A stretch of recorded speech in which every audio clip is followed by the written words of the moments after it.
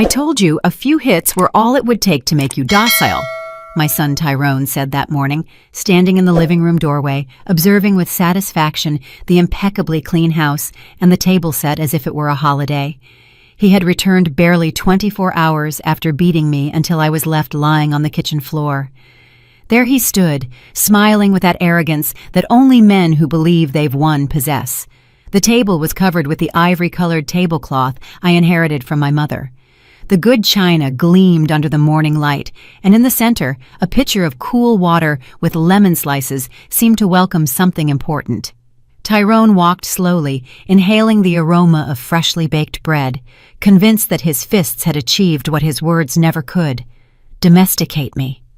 But when he discovered the real reason for that celebration, when he understood for whom that table was truly prepared, he was utterly paralyzed, because I wasn't celebrating his return. I was celebrating my freedom. It all began long before that last blow. It started 7 years ago, on a gray Tuesday in November, when Tyrone knocked on my door with 2 worn suitcases and a look that broke my heart. "It'll only be a few weeks, Mom," he'd said.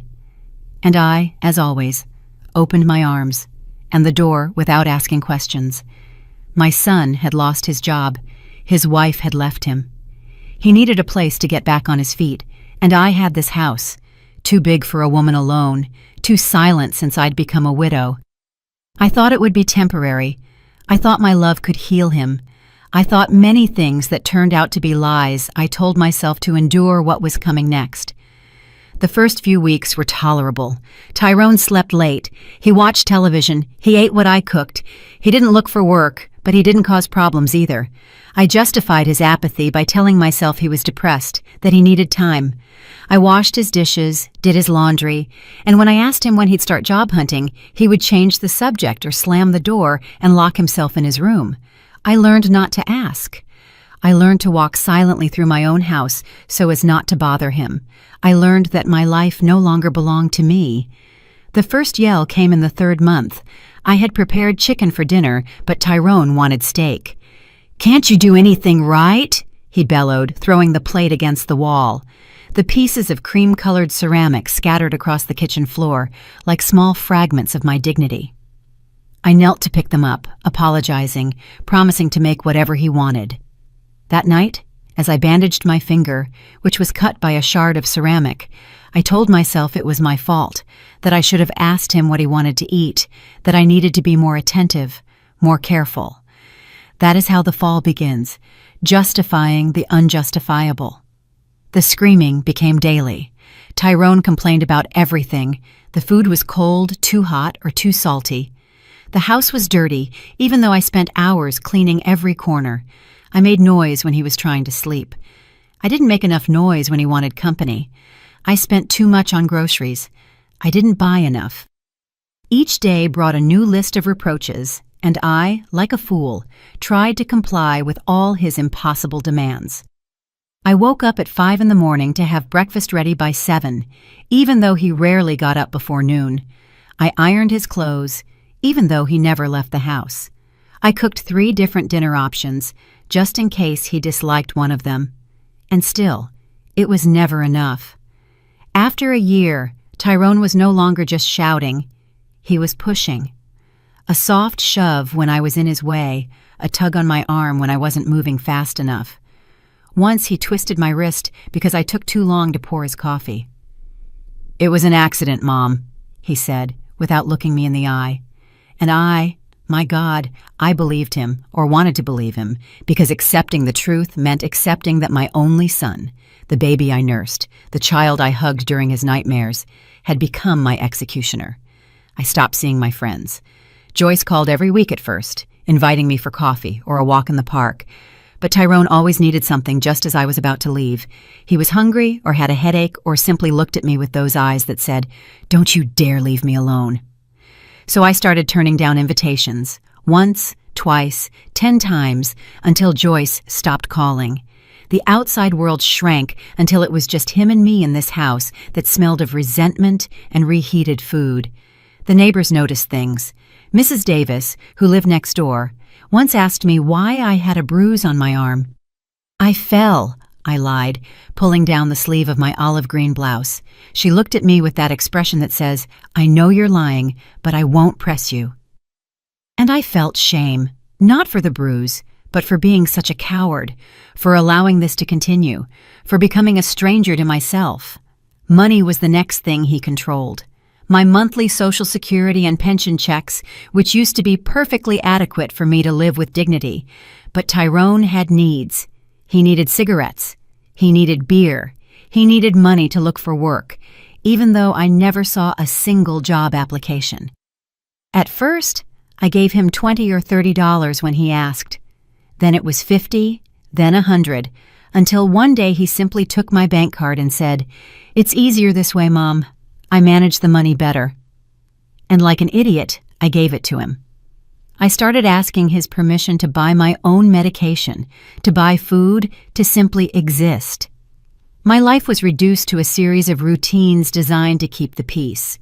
Waking up before him, preparing coffee exactly how he liked it, extra strong, 2 spoonfuls of sugar in the gray mug he inherited from his father, walking barefoot so as not to make noise, cooking without singing because my voice irritated him, watching television in my room with the volume so low I could barely hear it, breathing carefully, as if the simple act of existing could provoke his anger. And the saddest thing is that it worked.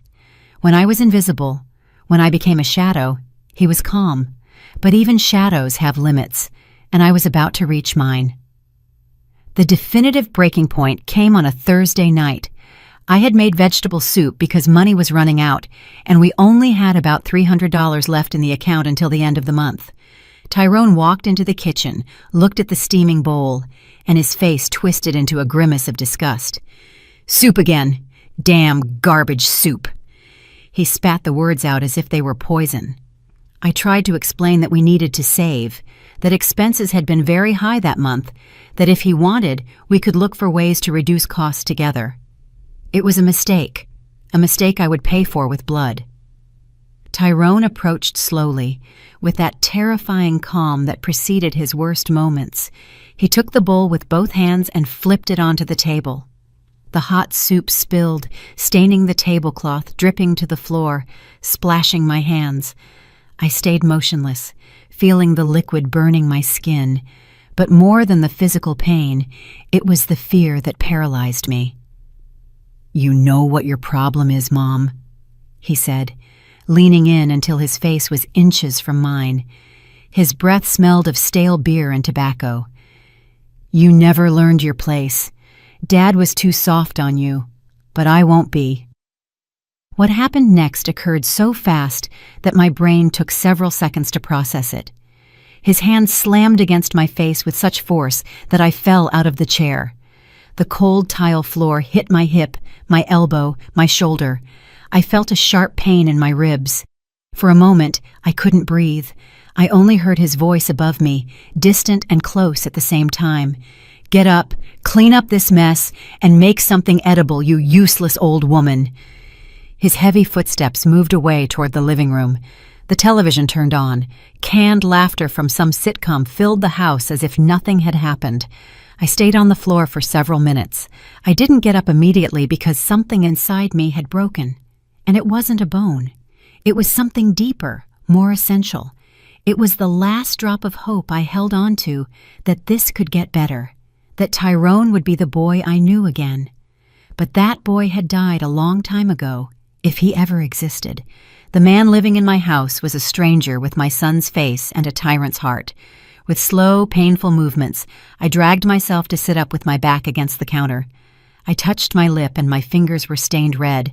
My cheek throbbed. I could feel it swelling, the skin tightening with the bruise already forming. But the worst wasn't the pain. The worst was the silence that followed. Tyrone was in the living room, laughing at the TV show while I bled on the kitchen floor. For him, this was normal. It was Thursday, it was dinner, it was his life. I cleaned up the spilled soup with trembling hands. Every movement was agony. Something in my side protested every time I bent down, every time I took too deep a breath. Probably a fractured rib, I thought. But I couldn't go to the hospital. What would I say? How would I explain this without admitting the truth? I scrubbed the floor until no trace of the soup remained.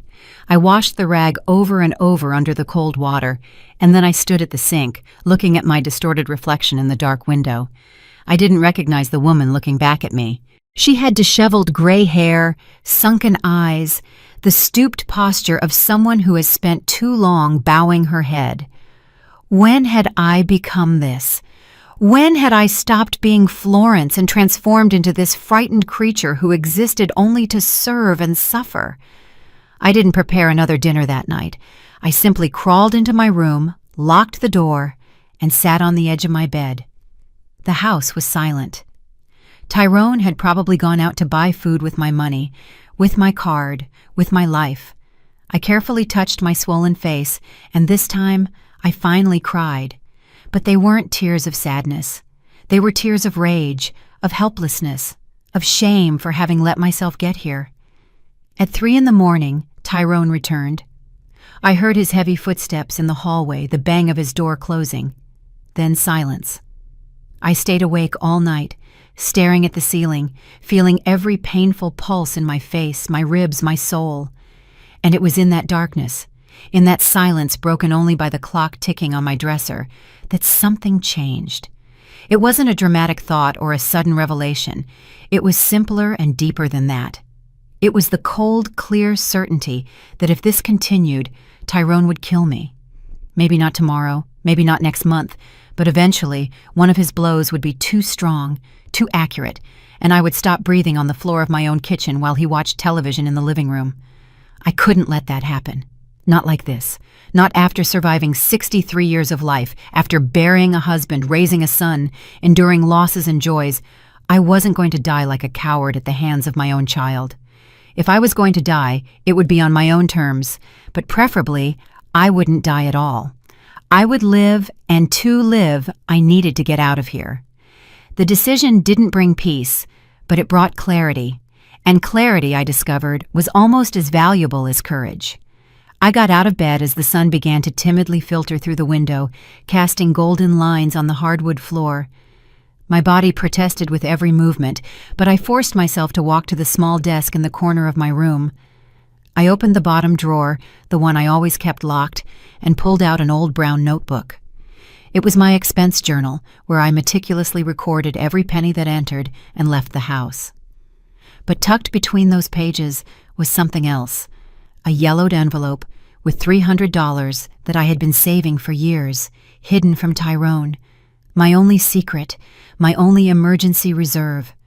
I counted the bills with trembling fingers. $300. It wasn't much, but it was something. It was a start. I also found a folded paper, a card that Mrs. Davis had given me months ago when she was still trying to help me. On the card was the name of Eloise Robinson, social worker, with a phone number and an address. "In case you ever need to talk to someone," Mrs. Davis had said, squeezing my hand tightly. I had kept the card, promising myself I would never use it, that things weren't that bad, that I could handle the situation alone. How stupid I had been.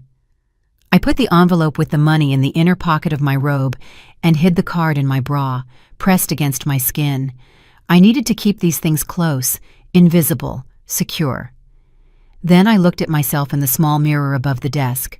My face was a map of violence, my lip split, my cheek dark purple, one eye slightly closed from the swelling.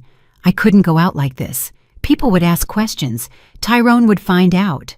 I needed to wait, heal enough to be able to move without raising suspicion. The following days were a careful performance. I became the perfect shadow, the submissive mother Tyrone believed he had created with his fists. I got up every morning before him.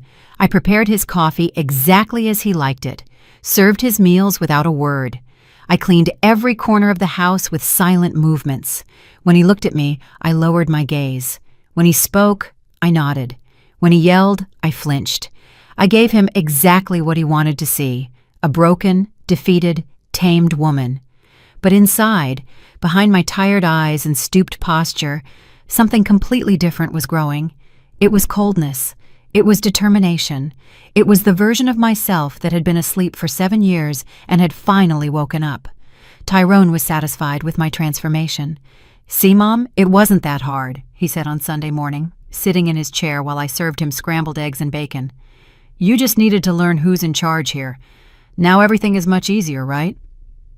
I nodded. I kept my head down and he smiled. That smile of victory sickened me, but it also gave me strength because while he thought he had broken me, I was planning every detail of my escape.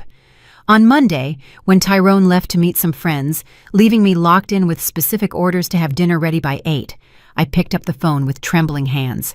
I dialed the number on the card Mrs. Davis had given me. It rang once, twice, 3 times. I almost hung up. I almost convinced myself that this was a bad idea, that I could handle it alone, that things would get better. But then a warm voice answered on the other end, from social services. "This is Eloise Robinson." And something inside me crumbled. I couldn't speak right away. My throat closed up. The words were stuck behind years of silence and shame. "Hello, is anyone there?" Eloise asked gently.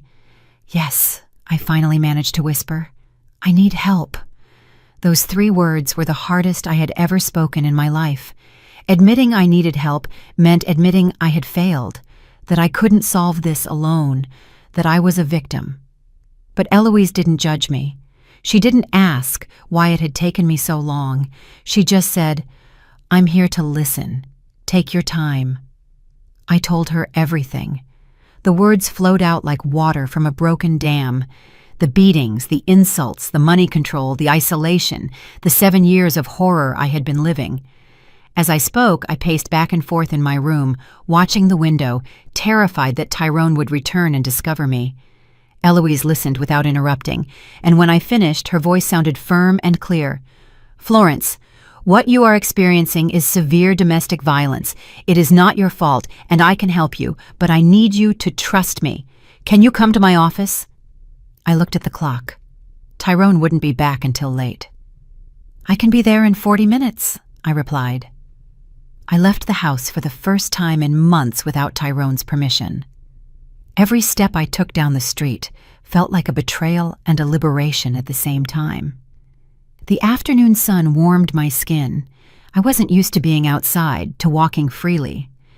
Eloise's office was in a beige building 6 blocks away. When I entered, a woman in her 50s with glasses and hair pulled back in a braid greeted me with a smile that held no pity, only understanding. "Florence," she said, as if she had known me all my life, "please come in." Her office was small but cozy. There were plants in the windows, landscape photographs on the cream-colored walls, and a coffee maker that exuded a comforting aroma. I sat in a chair across from her desk, and Eloise sat next to me, not behind the desk, but beside me, like an equal. "First, I want you to know something important," she began, looking me directly in the eyes. "What is happening to you is not normal. It's not acceptable, and it is definitely not your fault. Sons do not have the right to beat their mothers. No one has that right." Hearing those words spoken aloud by another person made me cry. Not silent tears this time, but deep sobs that shook my entire body. Eloise passed me a box of tissues and waited. She didn't try to calm me or tell me to stop crying. She just waited until I could breathe again. "I'm sorry," I murmured, wiping my face. "Don't apologize for that," she said firmly. "You've been strong for too long. It's okay to break down now. You are in a safe place." Eloise pulled out a folder and began asking me specific questions. How long had Tyrone been living with me? How often did the violent episodes occur? Did I have any proof? Photographs of injuries, messages, witnesses? I shook my head, ashamed. I hadn't documented anything. I had hidden the bruises. I had lied about the falls. I had kept everything a secret. "That's okay," Eloise said, jotting something down in her notebook. "We will start from now. I'm going to take pictures of your current injuries. Do I have your permission?" I nodded. The photographs were humiliating. I had to show my swollen face from different angles, lift my blouse to show the bruises on my ribs, and extend my arms to capture the finger marks where Tyrone had gripped me tightly days before. Each click of the camera was evidence of my shame, but also evidence of his guilt. When we finished, Eloise put the camera away and took my hands. "This is very brave, Florence. I know it doesn't feel like it, but it is." We talked for almost 2 hours. Eloise explained my options. I could apply for a restraining order, file criminal charges, or seek refuge in a domestic violence shelter. But when she mentioned the shelter, something in me resisted. "No," I said, with a firmness that surprised me. "This is my house. My husband and I bought it 30 years ago. We paid every penny. I buried my husband from this house. I'm not going to let Tyrone drive me out of my own home." Eloise smiled, and for the first time I saw pride in her eyes. "Then we'll do this another way," she said. She told me about an attorney who worked with domestic violence cases, a man named Sterling Jones, who could help me regain legal control of my property, my money, and my life. "He works with us frequently," Eloise explained. "He's good at what he does and doesn't charge for the initial consultation. Do you want me to call him now?" I nodded, feeling something akin to hope beginning to grow in my chest. Sterling arrived 30 minutes later. He was a man in his 40s in a dark gray suit with a serious but kind expression. He sat down, opened his briefcase, and got straight to the point.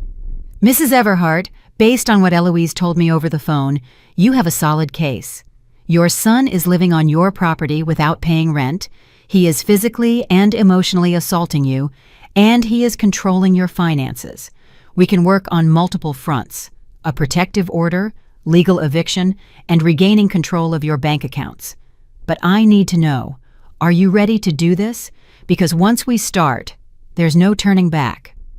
I looked at Sterling, then at Eloise, and then at my own hands, wrinkled and marked by years of labor. I thought of Tyrone, of his satisfied smile when he thought he had tamed me. I thought of all the years I had lost being his servant, his victim, his possession. And I thought of the woman I used to be, the Florence who laughed, who sang while she cooked, who had friends and dreams. "I'm ready," I said, and this time, my voice did not tremble. Sterling pulled several documents from his briefcase and spread them on Eloise's desk. "First things first," he said, pointing to a light yellow form.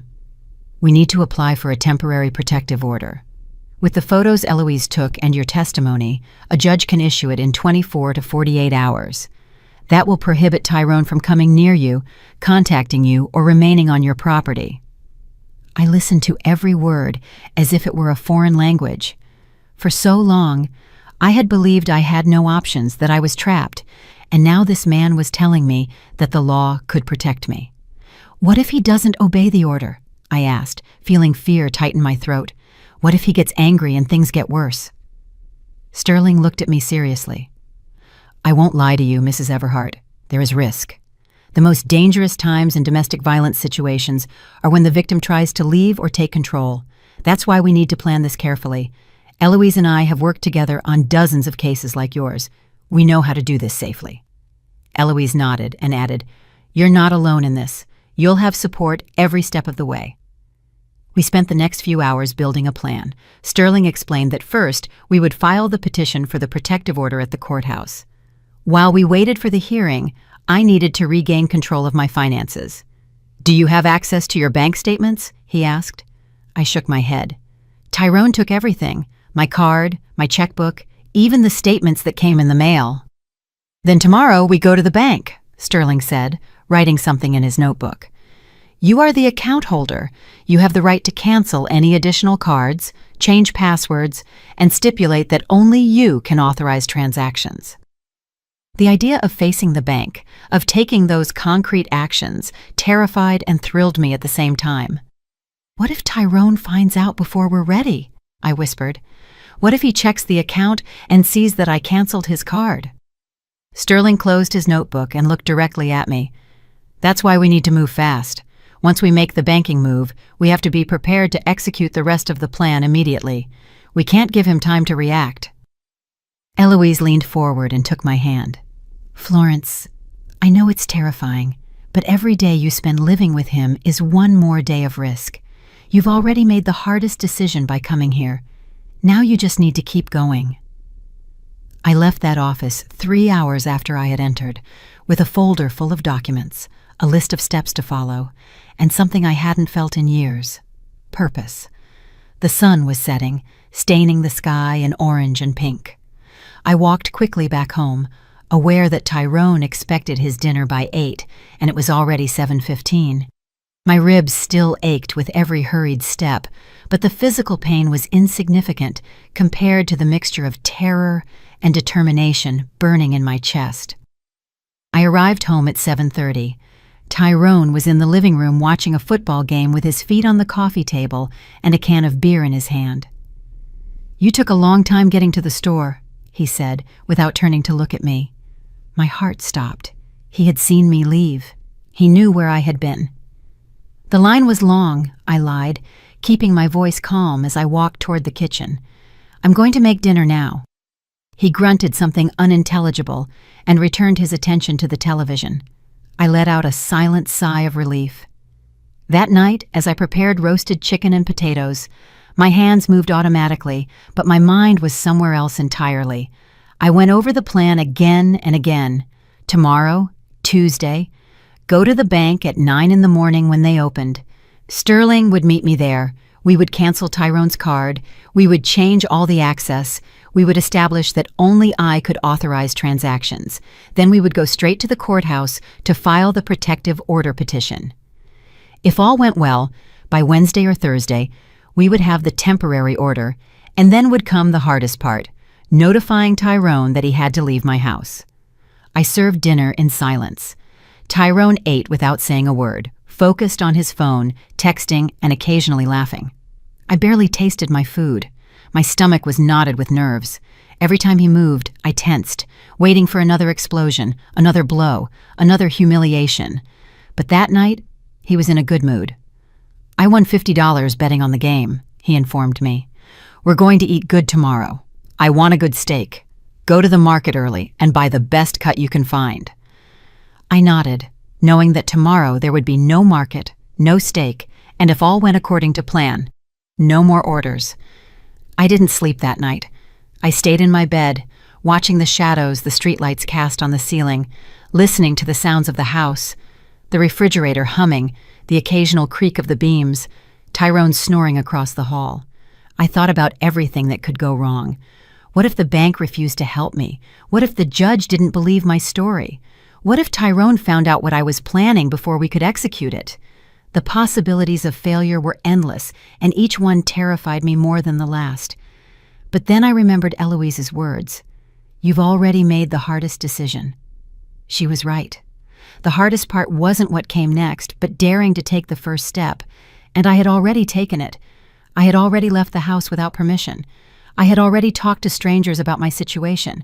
I had already admitted the truth. I couldn't go back now, even if I wanted to. The process was already in motion. At 5 in the morning, I got up, even though I hadn't slept at all. I showered with warm water, letting the heat relax my tense muscles. I dressed carefully, dark gray slacks, a peach-colored blouse, comfortable shoes. I wanted to look respectable, like the homeowner I was, not the victim I had become. I looked at myself in the bathroom mirror. The bruises were fading, changing from purple to a greenish yellow, but they were still visible. Good, I thought. Let the judge see them. Let the world see what Tyrone has done to me. I made coffee for Tyrone, as always.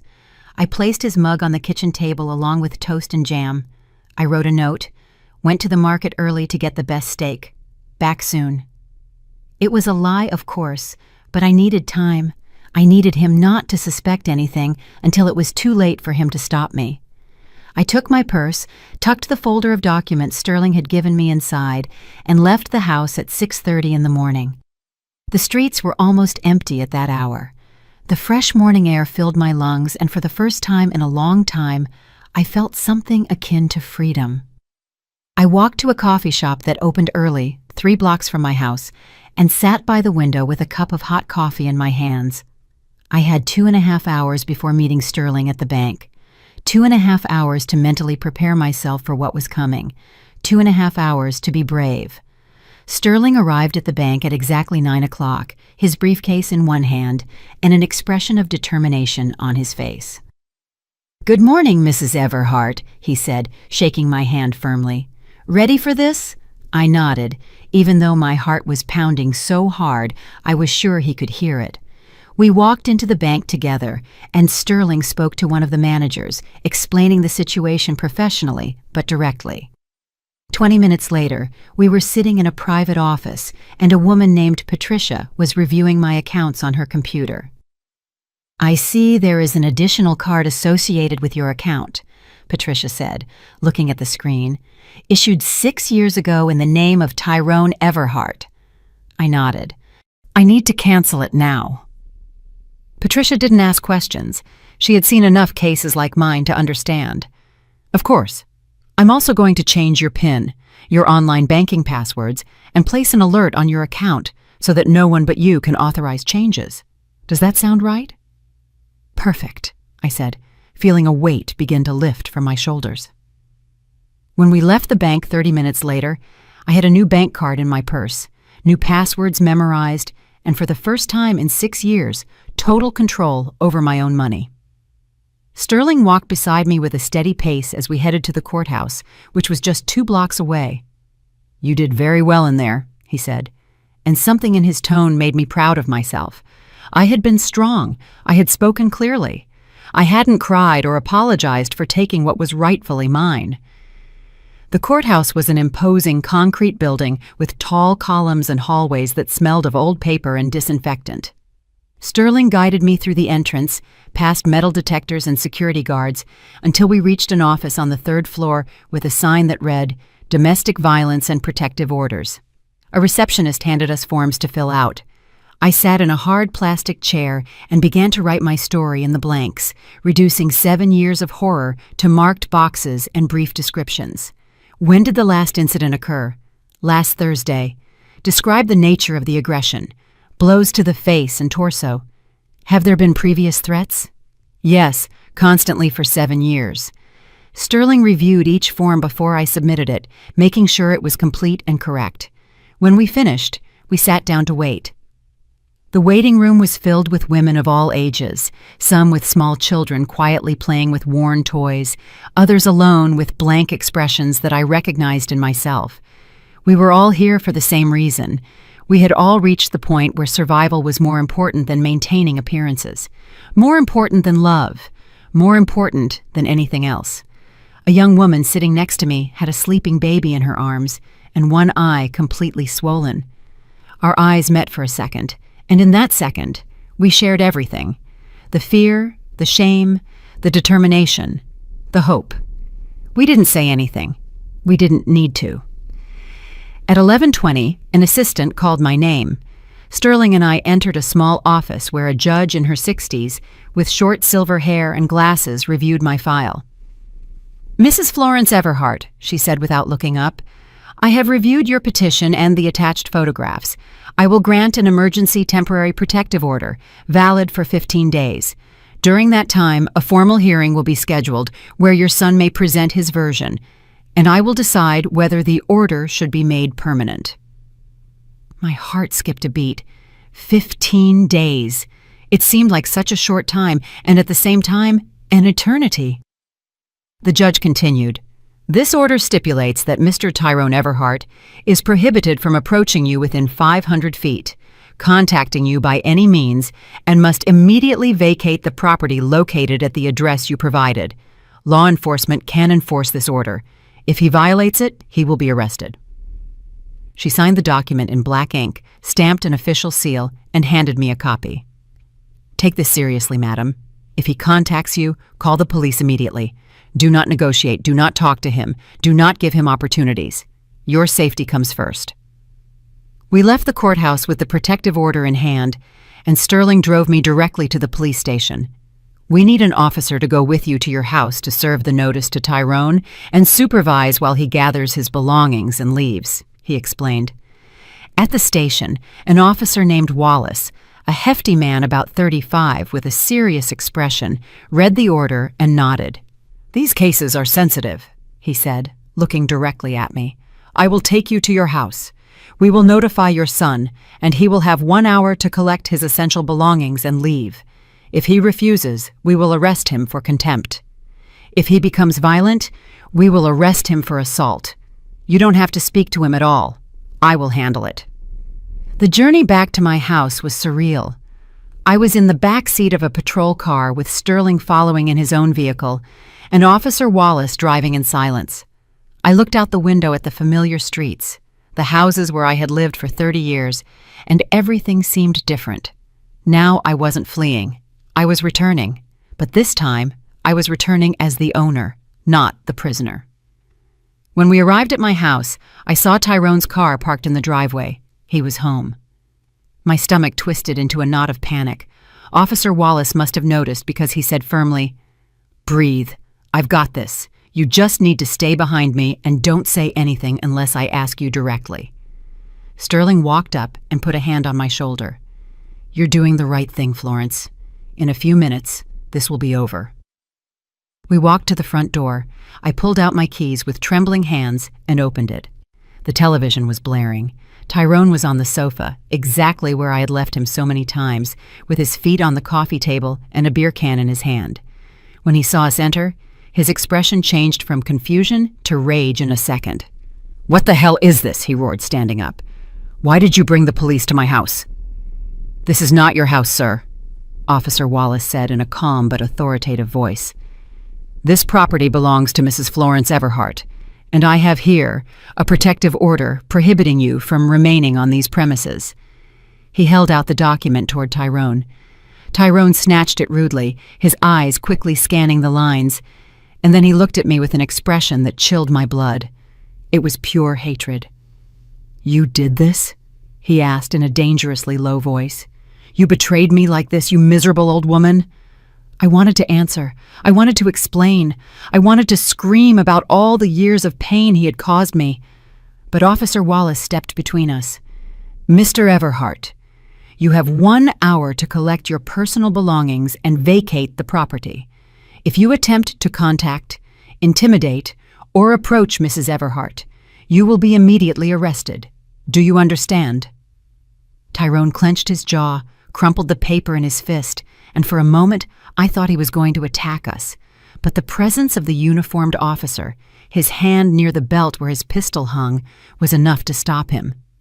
"Fine," he finally said, his voice laced with venom. "I'm leaving this dump," he added. "But this isn't over, Mom. This isn't over." Officer Wallace took a step forward. "That sounded like a threat, Mr. Everhart. I suggest you choose your words more carefully." Tyrone didn't respond. He simply turned on his heel and stomped up the stairs to his room with heavy steps that shook the whole house. Sterling guided me to the kitchen while Tyrone collected his things upstairs. "Sit down," he said, gesturing to a chair. "Breathe. It's almost done." But I couldn't sit. I was shaking from head to toe, adrenaline surging through my veins like electricity. I could hear Tyrone moving things, opening drawers, cursing. Every noise made me jump. Officer Wallace stood at the foot of the stairs, watching with an expression that left no room for negotiation. 20 minutes later, Tyrone came down with 2 large suitcases and a backpack. His face was red with fury, the veins in his neck bulging. He walked past me without looking, but I felt his hatred as something physical, tangible. He dropped the suitcases next to the door with a loud thud and turned back to the officer. "Can I leave now, or are you going to arrest me for breathing too?" Officer Wallace didn't take the bait. "You may leave. And remember, 500 feet distance from Mrs. Everhart at all times, 0 contact. If I see you monitoring this house, if you call her, if you send someone to speak to her, we will be back with handcuffs." Tyrone grabbed his suitcases and walked out the door without another word. I heard his car start, the squeal of the tires as he sped out of the driveway, the sound of the engine fading down the street. And then, silence. A silence so complete, so profound, that for a moment, I didn't know what to do with it. Officer Wallace closed and locked the front door. "He's gone," he said. "You're safe." Safe. I didn't know. My legs gave out, and I had to grab the back of a chair. to keep from falling. Sterling held my arm. "Sit down, Florence. It's over now. It's done." But it didn't feel over. It felt like it was just beginning. Officer Wallace stayed 20 more minutes, checking all the locks in the house, making sure the windows were tightly closed, and explaining the next steps if Tyrone attempted to return.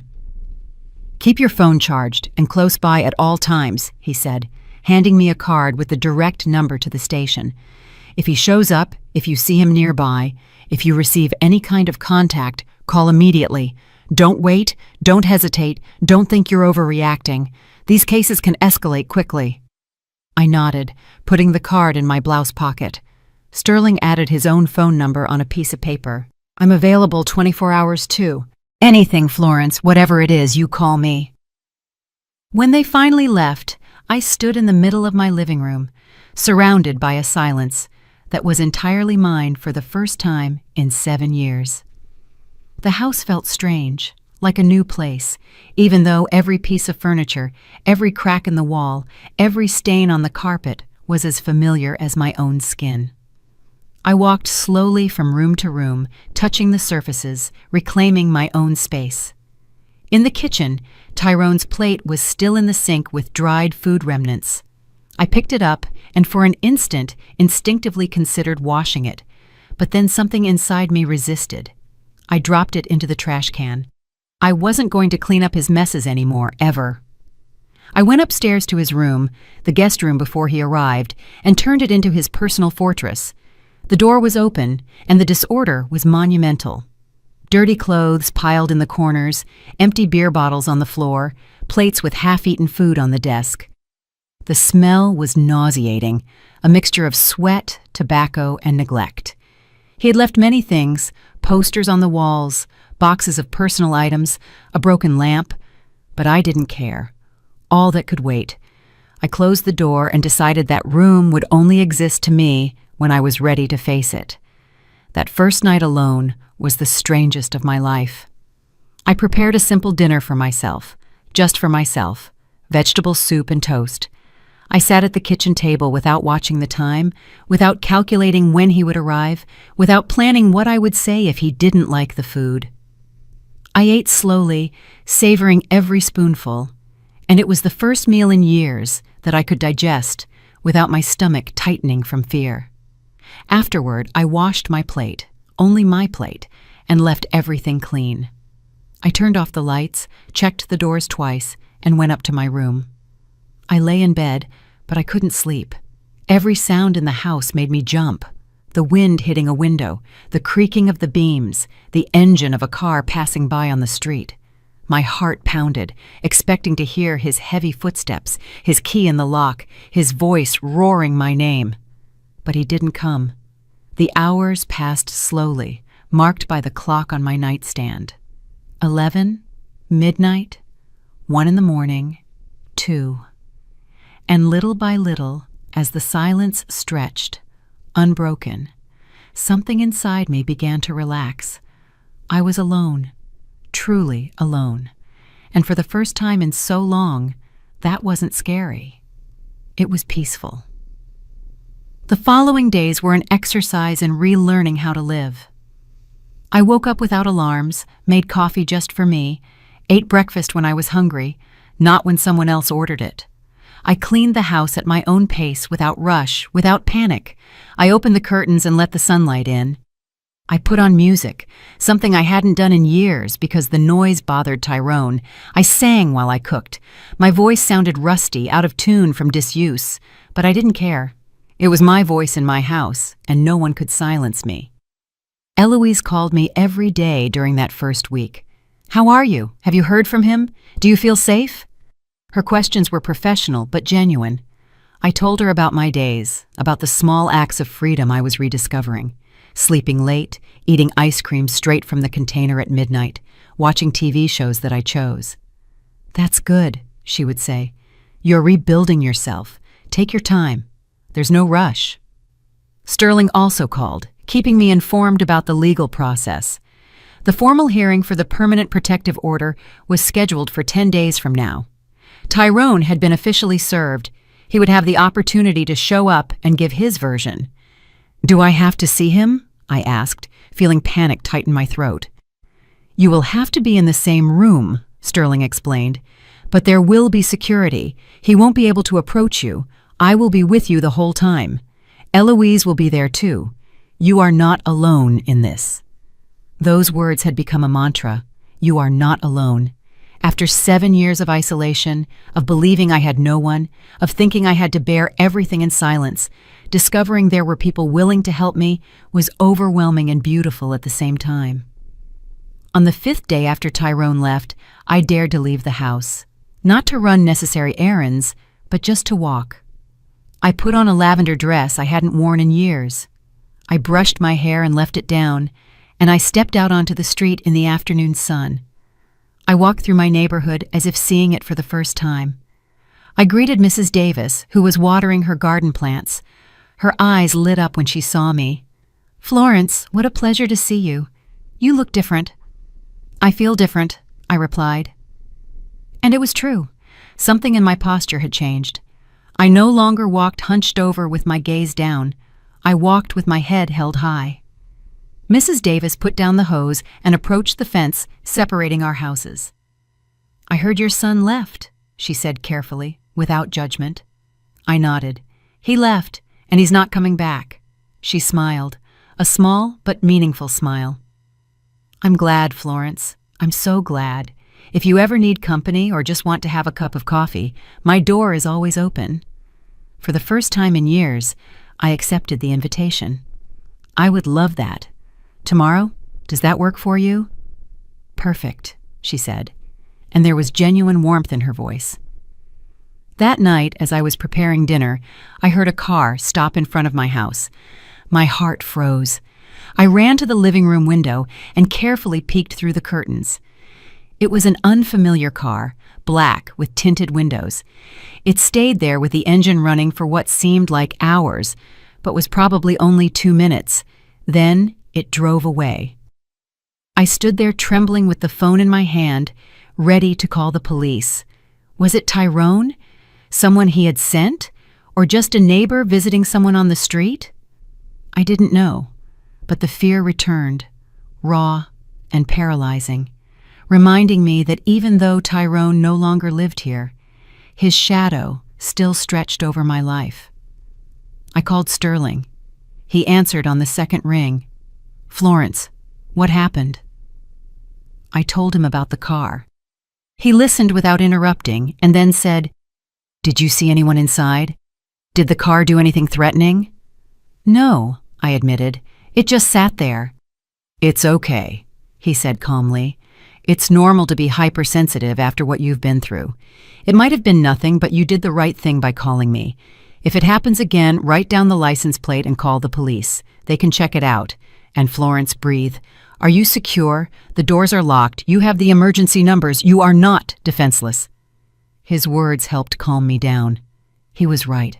I was no longer the defenseless woman Tyrone had tried to create. I had taken action, sought help, had a protective order, allies, resources. If he tried anything, I wouldn't stay silent. I wouldn't hide. I would fight. That night, I slept with the phone on the nightstand and a baseball bat I found in the garage underneath the bed. I would probably never use it, but knowing it was there gave me a sense of control. The days kept passing. I reconnected with Joyce, my old friend who had stopped calling after so many rejections. When I dialed her number, after years of silence, my voice shook. "Joyce, it's Florence!" There was a pause, and then her warm, surprised voice. "Florence, my God, how are you? It's been so long." "I know," I said, feeling tears burn my eyes. "I'm so sorry. I've had problems, but I'm better now. And I was wondering if you'd like to have coffee with me sometime." We agreed to meet on Saturday. When the day arrived, I was nervous, like a teenager on her first date. I got ready carefully, choosing clothes that made me feel like myself, not the shadow I had become. Joyce hugged me when we met at the coffee shop, a long, strong hug that made me cry. "I missed you," she whispered. "Me too," I replied. I didn't tell her everything that day. It was too much, too soon, but I told her enough, that Tyrone no longer lived with me, that I was reclaiming my life, that I needed to reconnect with the people who mattered to me. She listened, took my hand across the table, and said, "I'm here for whatever you need, always." The hearing was scheduled for Tuesday at 10 in the morning. The night before, I could barely close my eyes.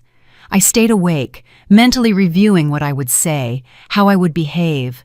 What would I do if Tyrone tried to intimidate me with his eyes or words? Sterling had prepared me. The judge will ask you questions about the incidents of violence. Answer honestly, calmly. Don't let yourself be provoked if Tyrone or his lawyer try to make you angry. Maintain your composure. The truth is on your side. But knowing what to do and being able to do it were two completely different things. I got up at dawn, showered with almost cold water to wake myself up completely, and dressed in the most formal suit I owned, charcoal gray slacks and a cream-colored blouse. I wanted to look serious, respectable, like someone whose words deserved to be heard. I applied light makeup to cover the last shadows of the bruises still lingering on my cheek, though part of me wanted to leave them visible. I wanted the judge to see exactly what Tyrone had done to me. But Sterling had said the photographs would be sufficient evidence. "You don't need to display your wounds to be believed," he had explained. "Your testimony and the evidence speak for themselves." Sterling picked me up at 8:30. Eloise was waiting for us in the courthouse parking lot. When the elevator doors opened on the 3rd floor, my stomach twisted into a tight knot. There were more people than I expected. Other women waiting for their own hearings, lawyers reviewing documents, security officers standing in the corners. And then I saw him.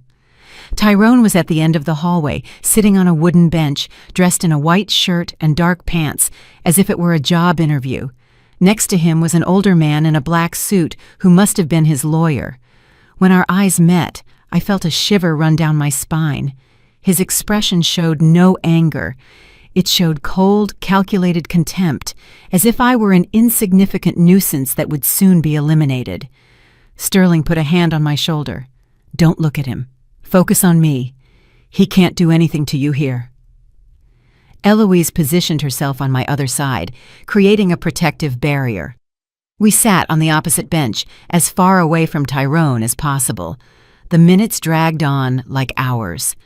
At 10 o'clock, an assistant opened the courtroom doors and began calling names.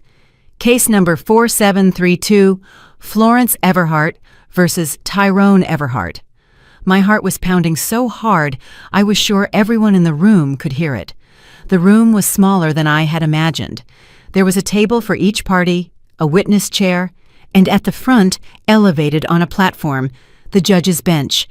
The same woman who had signed my temporary order was there, reviewing papers with a serious expression. Sterling guided me to our table. Tyrone and his lawyer sat at the opposite table, less than 10 feet away. I could feel his presence as something physical, oppressive, but I forced myself to look straight ahead, to breathe, to remember why I was here. The judge looked up. "Good morning. This is the hearing to determine whether the temporary protective order issued on the 18th of this month should be made permanent. I have reviewed the initial petition of Mrs. Florence Everhart, the photographs of the injuries, and the written testimony. Mr. Everhart, you have the right to present your version. But first, Mrs. Everhart, I would like to hear directly from you. Please approach the stand." My legs trembled as I stood up. Sterling gave my arm a gentle squeeze before letting go. I walked to the witness chair. I sat down and placed my hands in my lap to hide how they were shaking. The judge looked at me with a neutral, but not cold, expression. "Mrs. Everhart, tell me in your own words what led you to request this protective order." I took a deep breath. It was now or never. It was my opportunity to tell the truth, the whole truth, without fear of consequences. "Your Honor," I began, and my voice sounded firmer than I expected. "My son Tyrone came to live with me 7 years ago when he lost his job. I took him in because he was my son, and I thought he needed temporary help. But what started as support turned into control. He never looked for work. He took control of my money, my house, my life. He would scream at me if the food wasn't exactly how he wanted it. He would push me if I moved too slowly. He constantly insulted me, calling me useless, old, and stupid. I stopped seeing my friends because he always needed something when I tried to go out. I stopped making decisions about my own life because I was afraid of his reaction. The judge listened without interrupting, taking occasional notes. I continued, feeling the words flow more easily now that I had started. 2 weeks ago, I made soup for dinner because money was running out.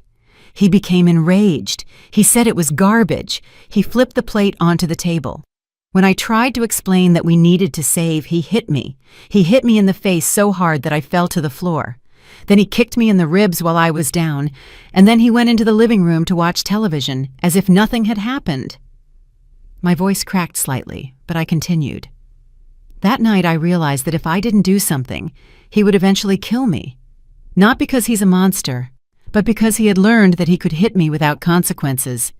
I had taught him that by allowing it for so long. Tyrone made a sound of disgust from his table. His lawyer put a hand on his arm, silencing him. The judge gave him a warning look before returning her attention to me. "Is there anything else you wish to add?" I thought for a moment. There was so much more. The years of psychological humiliation, the nights sleeping in fear, the loss of my identity. But I decided to end with something simple and direct. I just want to live in peace in my own house, Your Honor. I don't want revenge. I don't want to hurt him. I just want him to leave me alone. I returned to my seat. Sterling gave me an approving look. Now it was Tyrone's turn. The judge called him to the stand.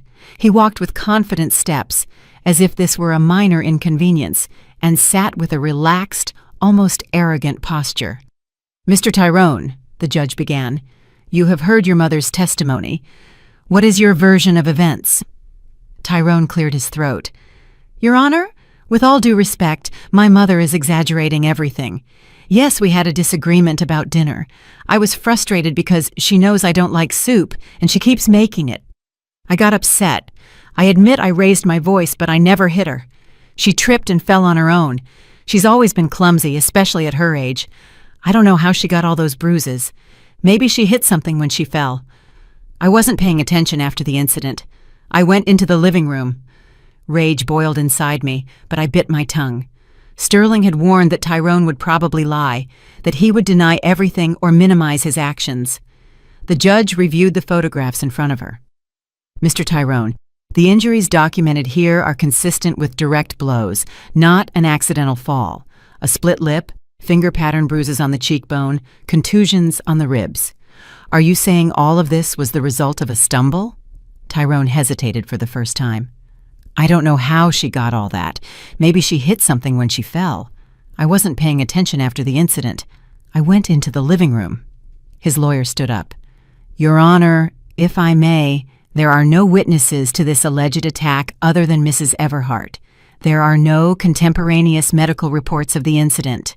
My client admits there was an argument that became heated, but he adamantly denies striking his mother. Furthermore, I would like to point out that he has lived in that house for years without any prior issue. Why, suddenly, after all this time, is she bringing these accusations? It's suspicious, Your Honor. It could be an attempt to evict him from the property for personal reasons unrelated to violence." Sterling immediately rose to his feet. "Objection, Your Honor. Counsel is speculating about my client's motivations without any basis.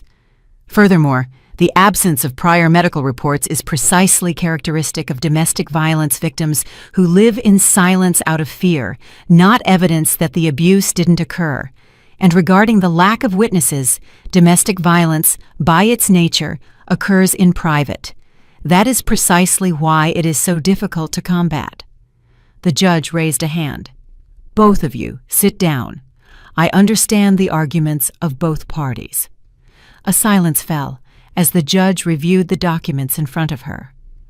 I held my breath.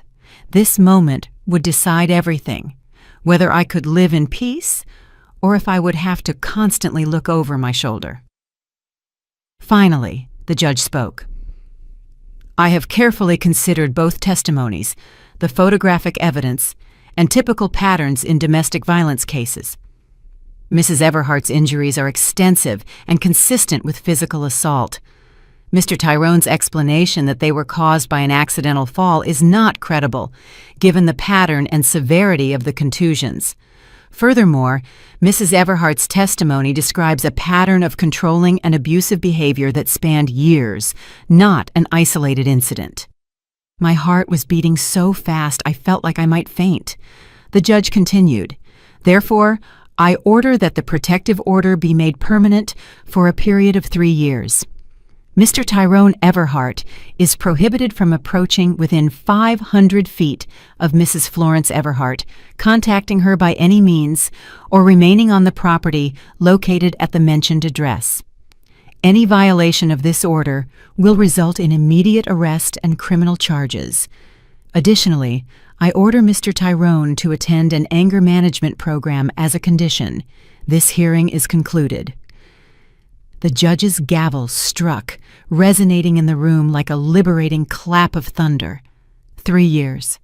I had 3 years of legal protection. 3 years to rebuild my life without constantly looking over my shoulder. Sterling leaned toward me and whispered, "You did it, Florence. You won." But it didn't feel like a victory.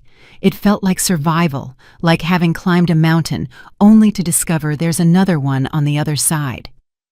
Eloise hugged me when we left the courtroom. "I am so proud of you," she said, and her words made me cry the tears I had been holding back throughout the hearing. Tyrone left the room behind us, his face contorted in a mask of contained fury. For a moment, our eyes met in the hallway. In his eyes, I saw something that chilled me to the core. Not remorse, not shame, but a promise. The promise that this wasn't over for him, that he would find a way to make me pay for having humiliated him publicly. A security officer immediately approached, interposing himself between us. "Mr. Everhart, maintain your distance. The order is now in effect." Tyrone looked away, said something quietly to his lawyer, and headed toward the elevators without looking back. Sterling escorted me to his car. My legs could barely hold me up. The adrenaline that had kept me standing during the hearing finally dissipated, leaving me exhausted and shaking. "I want you to know something important," Sterling said as he drove back to my house. "What you did today took immense courage. Most people in your situation never take this step. They stay silent until it's too late. You saved yourself, Florence. Don't forget that." His words were etched into my mind like an invisible tattoo. When we arrived at my house, Sterling insisted on checking all the locks again, verifying that the windows were secure, and making sure I had all the emergency numbers programmed into my phone. "The first few days after an order like this are critical," he explained. "Tyrone is furious. He may try to contact you through other people. He may send messages from unknown numbers. He may try to emotionally manipulate you. Do not respond to anything. Any attempt at contact, no matter how minor it seems, report it immediately." I nodded, memorizing every instruction as if my life depended on it, because maybe it did. That night, I prepared a special dinner for myself. It was nothing elaborate, just pasta with homemade tomato sauce and salad. But I prepared it with intention, with self-love, celebrating the fact that I could now eat in peace. I set the table nicely with the tablecloth I liked, lit a candle, and poured myself a glass of wine that had been stored in the cupboard for years. I ate slowly, savoring every bite, and for the first time in a long time, the food didn't taste like fear. It tasted like freedom. The following days were quieter than I expected. There were no strange cars in front of my house. There were no calls from unknown numbers. There were no signs of Tyrone. Part of me was relieved. Another part was uneasy, waiting for the other shoe to drop. I knew my son. I knew his temper. He wasn't the type of man to accept defeat gracefully. But maybe, just maybe, the legal intervention had been enough to scare him, to make him understand that his actions had real consequences. I started going out more. I reconnected with more friends from the past. Joyce invited me to her book club, a circle of women who met every 2 weeks to discuss books and drink tea. The first time I attended, I felt like an imposter, as if I didn't deserve to be there with these women who laughed freely and talked about their lives without shame. but they welcomed me warmly, without asking invasive questions, and little by little, I began to feel part of something bigger than my own tragedy. Mrs. Davis became a regular visitor. She would come 2 or 3 afternoons a week, bringing homemade cookies or fruit from her garden, and we would sit in my kitchen drinking coffee and chatting. We didn't always talk about deep things. Sometimes we just commented on the soap operas, the weather, or neighborhood gossip. But her constant presence reminded me that I wasn't alone, that there were people who cared about me without wanting anything in return. One afternoon, 3 weeks after the hearing, I was watering the plants in my garden when I saw a white envelope in my mailbox. I opened it with trembling hands. Inside was an unsigned card with only 3 words written in cramped handwriting: "This isn't over." My blood ran cold. It was Tyrone's handwriting. I would recognize it anywhere. He had violated the protective order. I ran into the house, locked the door, and immediately called Sterling. He arrived in less than 20 minutes, accompanied by a police officer. They took photographs of the card, kept it as evidence, and filed a formal report. "This is a direct violation of the order," the officer explained. "We are going to issue an arrest warrant for him. Do you know where he might be living?" I shook my head. I had no idea where Tyrone had gone after leaving my house. I didn't have his new number. I didn't know who he was staying with. The officer wrote everything down in his notebook. "Stay alert.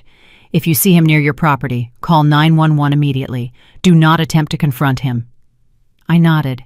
Even though the idea of seeing Tyrone appear at my door filled me with paralyzing terror, I didn't sleep that night. I sat in the living room with all the lights on, the phone in one hand and the baseball bat in the other, waiting to hear footsteps on the porch, a window breaking, his voice yelling my name. But the night passed in silence. At dawn, exhausted and shaking, I finally allowed myself to close my eyes for a couple of hours. 2 days later, the police arrested Tyrone. They found him at a bar 6 blocks from my house, drunk and openly talking about how I had betrayed him, how he would make me pay. Someone in the bar, concerned about his erratic behavior, called the police. When the officers arrived and ran his name through the system, they discovered the outstanding arrest warrant.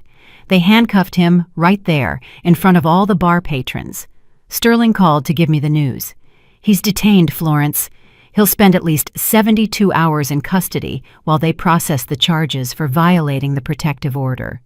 The news should have relieved me, but I only felt a strange emptiness. This was my son, the baby I had carried in my arms, and now he was in a cell for threatening me. At what point had everything gone so terribly wrong? "It's not your fault," Sterling said, as if he could read my thoughts through the phone.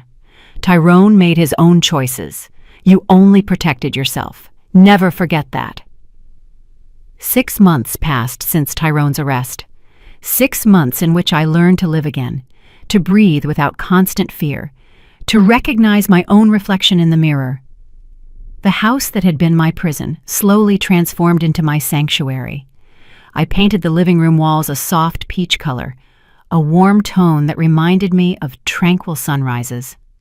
I converted the room that had been Tyrone's into a small studio where I began to practice watercolor, a hobby I had abandoned decades ago. Every brushstroke on the canvas was an act of reclamation, a statement that my life belonged to me again. Tyrone was sentenced to 8 months in prison for violating the protective order and making threats. When he got out, the order would remain in effect for 2 more years. Sterling explained that he would probably try to appeal, that he might try to contact me again when he regained his freedom. But by then, he said with a small smile, "You will be even stronger than you are now." And he was right. With every day that passed without him, I regained another piece of myself that had been lost. One Thursday afternoon, exactly 7 months after the hearing, I decided to do something I had been putting off. I set the table, the same table Tyrone had seen when he returned the day after beating me. The same table that had confused him, that had made him believe his fists had tamed me. But this time, I set it for the right reasons. I invited Eloise, Sterling, Mrs. Davis, Joyce, and 3 other women from the book club. I prepared a hearty dinner: roasted chicken with herbs, mashed potatoes, roasted vegetables, and for dessert, a chocolate cake I baked myself, following my mother's recipe. When they arrived, the house was filled with light, soft music, and the aroma of homemade food made with love. Sterling brought wine. Eloise arrived with bright yellow fresh flowers. Joyce hugged me in the doorway and whispered, "Look at everything you've built." And it was true. I had built something beautiful on the ruins of my pain. We sat around that table, the same one that had witnessed so much violence, and filled it with laughter, stories, and celebration. We weren't celebrating Tyrone's downfall. We were celebrating my resurrection. During dinner, Sterling raised his glass. "I'd like to propose a toast to Florence," he said, and everyone fell silent. 7 months ago, I met a woman who had been beaten, controlled, and stripped of her dignity. But that woman found the courage to stand up, to seek help, to say, "Enough." And today, I look around and I see that same woman, but transformed. I see someone who not only survived, but is flourishing. Florence, you are an example that it is never too late to reclaim your life. To you. Everyone raised their glasses. "To Florence," they said in unison. I had to wipe my tears with my napkin. Eloise shared something afterward. "I've worked with domestic violence victims for 15 years, she said, "and I've seen everything. Women who go back to their abusers again and again, women who don't survive to tell the tale, women who manage to escape but are broken forever. But I've also seen women like you, Florence, women who turn their trauma into strength, who don't let the violence define who they are. You chose to live, you chose to fight, and you chose to heal. That is extraordinary." Her words resonated with me profoundly. I had chosen it every step of the way. From that first phone call to this very moment, I had made active decisions to save myself.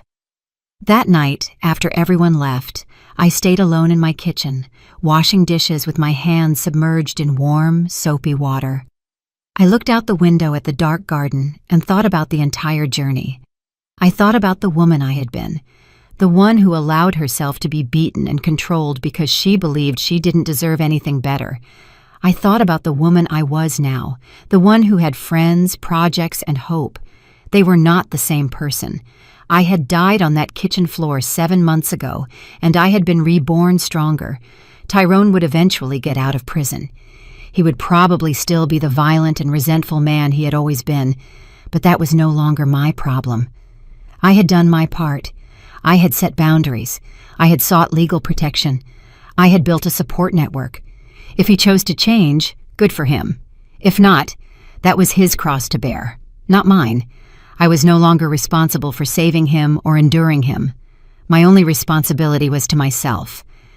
The following months continued to bring small victories. I fully regained control of my finances and discovered that Tyrone had spent nearly $5,000 of my savings during the years he lived with me. Sterling helped me file a civil lawsuit to recover some of that money.